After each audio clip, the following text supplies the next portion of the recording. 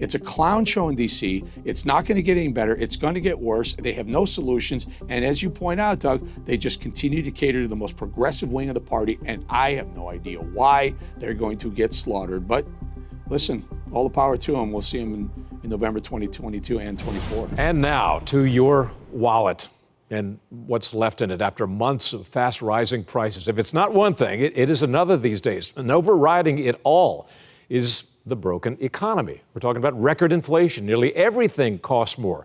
That is, if you can find it. Some shelves are empty from supply chain failures. Others are priced far beyond what they were just 6 months ago. Houses are costing more, and mortgages are now running at 5+%. Cars cost more if you can find the model that you want and that are willing to pay a premium for. And if you get one, can you afford to keep the tank full and still take the family out to dinner?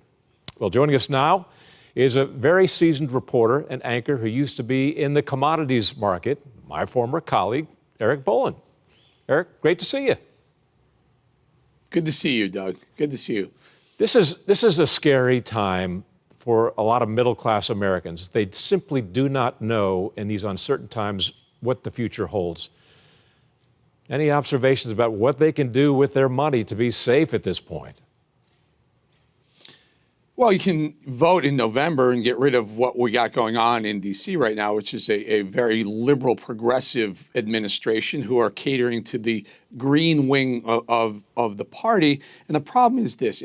Of the list that you mentioned, Doug, you mentioned used cars, you mentioned several home prices. The last one is the one that really matters, and it's fuel prices. And I know a lot of people have been talking about this. I spent 18 years in the energy business. Fuel is involved in every single thing we use and every single thing we buy, whether it's food. We use a lot of fuel on the farms to grow the food that we eat.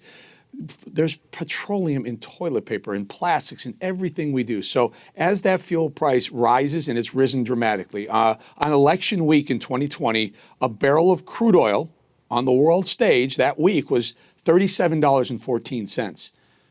Last week, it was $111, which is exactly a tripling of the price of crude oil. Now, that matters because when you take a barrel of crude oil, you have to run it through a refinery. It turns into gasoline, it turns into heating oil, and it turns into jet fuel, and so some other byproducts. But everything that is used that needs fuel as a feedstock or transportation has to go up in price. People aren't in the business of losing money, so they raise their prices to the consumer. They have to. That's just the standard. But it's tripled in price, but it hasn't tripled in price in gasoline. Gasoline went, election day 2020 was $2.42 a gallon. It's now $4.08, $4.09 a gallon. It's doubled, almost double, not even double yet. So there's a lot, my point is there's a lot more upside to that gasoline price. So it's going to get worse. To answer your question, what can you do? There's not a lot you can do. You can save.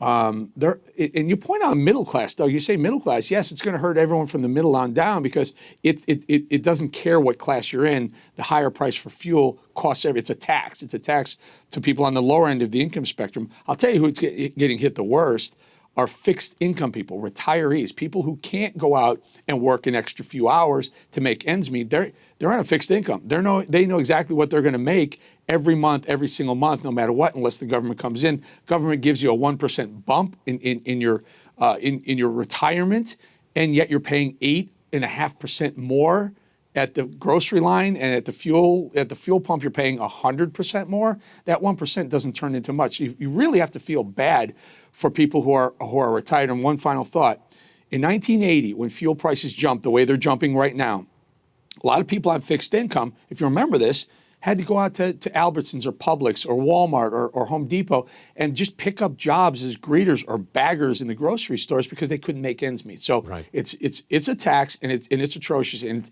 unfortunately, it's going to get worse. And especially for those who are working or living on fixed incomes and are retired, they'd saved for their retirement, but the money they saved is now worth a lot less. You know, you mentioned the point of one thing people can do is go out in November and vote.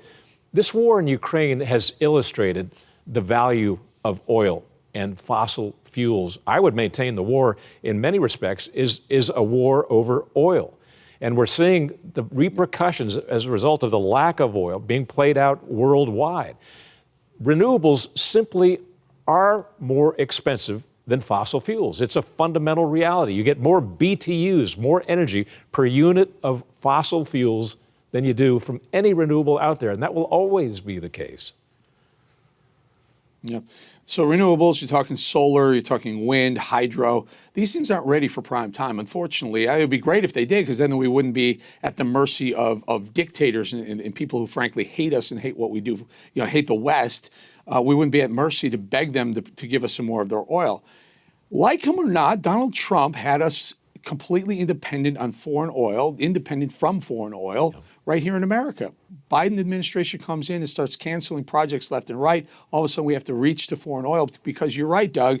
The only way to sustain our transportation system and our economy is through fossil fuels. There is not enough wind, solar, or hydropower available to America to even scratch the surface. Right now, maybe 5%, maybe 4%. I think in the transportation industry, renewables account for 2%. If you were to make a massive switch towards other forms of wind, solar, and hydro against natural gas, crude oil, coal, we'd never be able to keep up. We would have blackouts, brownouts. The cars would be stopped in the streets all over the place. It's not feasible, and that's their only answer. They're saying just become more dependent on renewables and less dependent on fossil fuels. Well, that's fine, but that process should take about 100 years, not 1 year to the next like the Biden administration wants it to. And they continue to double down on the Green New Agenda, but at the expense of poll numbers, which are just precipitously declining on the part of the administration, part of Joe Biden. It seems to me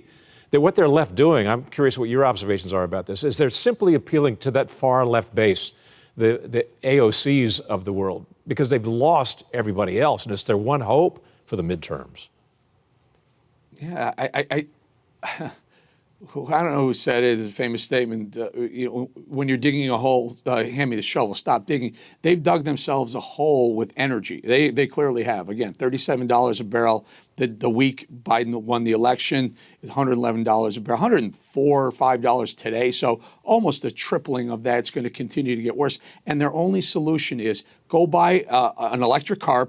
Pete Buttigieg, Secretary of Transportation, recommended go buy an electric car for $60,000 on average price of an electric car. That's your answer. And by the way, if everyone bought an electric car, the grid would fall apart. We would never be able to handle the demand. And Jennifer Granholm, who's our Secretary of Energy, she's a former governor of Michigan. She's our Secretary of Energy. You know how much energy experience she has? Not 1 hour of energy experience. They appointed her, they gave her a cabinet secretary position of the most powerful people in Washington, D.C.